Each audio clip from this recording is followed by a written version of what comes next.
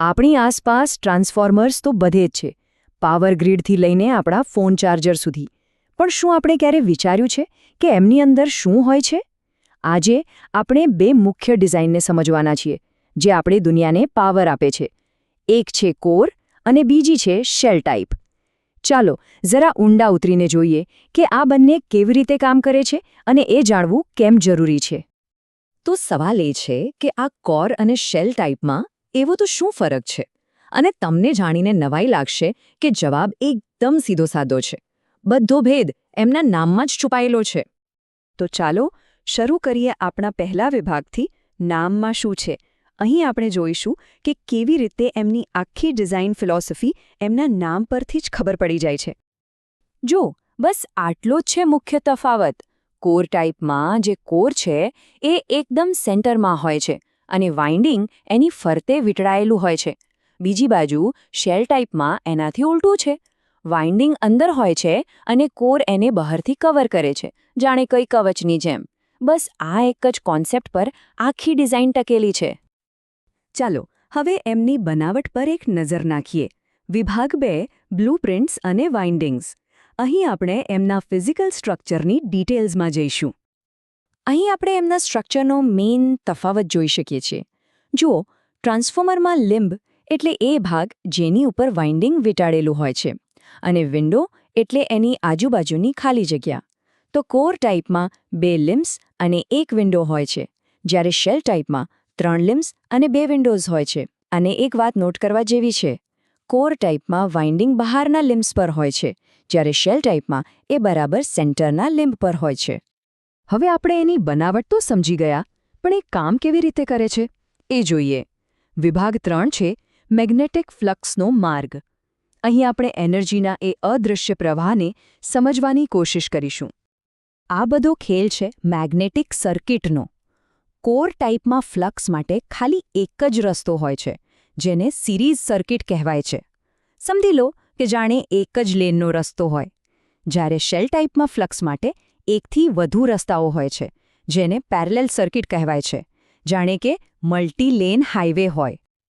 આ સમજવા માટે પહેલાં એ જાણવું જરૂરી છે કે આ મેગ્નેટિક ફ્લક્સ શું છે. સરળ શબ્દોમાં કહીએ તો એ એક એવો રસ્તો છે જે વીજળી પકડવા માંગે છે. ટેકનિકલી કોઈ એક જગ્યામાંથી કેટલું મેગ્નેટિક ફિલ્ડ પસાર થાય છે એનું માપ છે.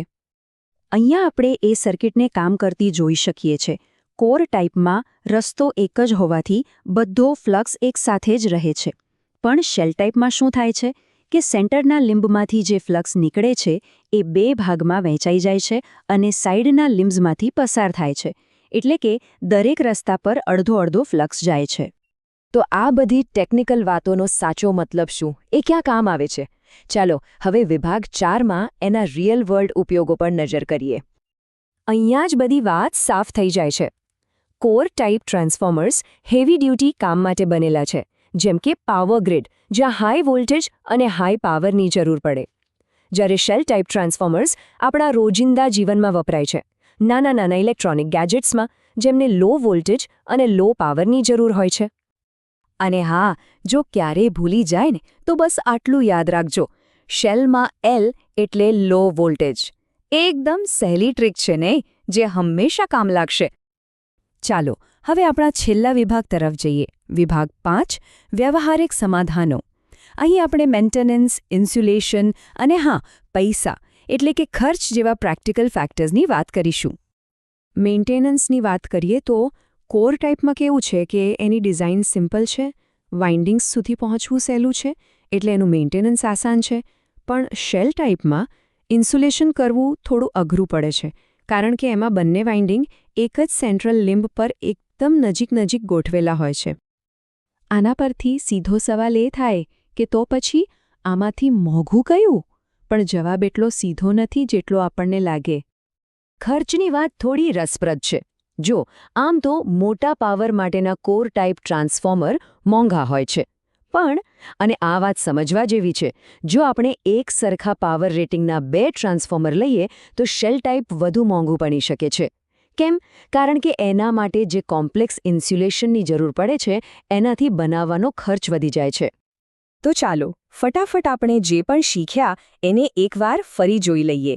આ છે બંનેની ફાઇનલ સરખામણી. તો ટૂંકમાં વાત એમ છે કે કોર ટાઈપ એટલે કોર અંદર, વાઇન્ડિંગ બહાર. એની ડિઝાઇન સિમ્પલ છે. 2 લેમ્સ છે, ફ્લક્સનો એક જ રસ્તો છે અને તે હાઈ પાવર માટે બેસ્ટ છે. જ્યારે શેલ ટાઈપ એટલે વાઇન્ડિંગ અંદર, કોર બહાર. એ થોડું કોમ્પ્લેક્સ છે. 3 લેમ્સ છે, ફ્લક્સનો રસ્તો વહેંચાયેલો છે અને તે લો પાવર એપ્લિકેશન્સ માટે પરફેક્ટ છે. અને હવે છેલ્લો એક સવાલ. જરા આપણા ફોન ચાર્જર અને ઘરની બહાર દેખાતા પાવર પોલ વિશે વિચારો. અત્યાર સુધી જે પણ જાણ્યું એના પરથી શું હવે અંદાજો લગાવી શકાય કે કોની અંદર કયું ટ્રાન્સફોર્મર હશે? વિચારવા જેવું છે, ખરું ને?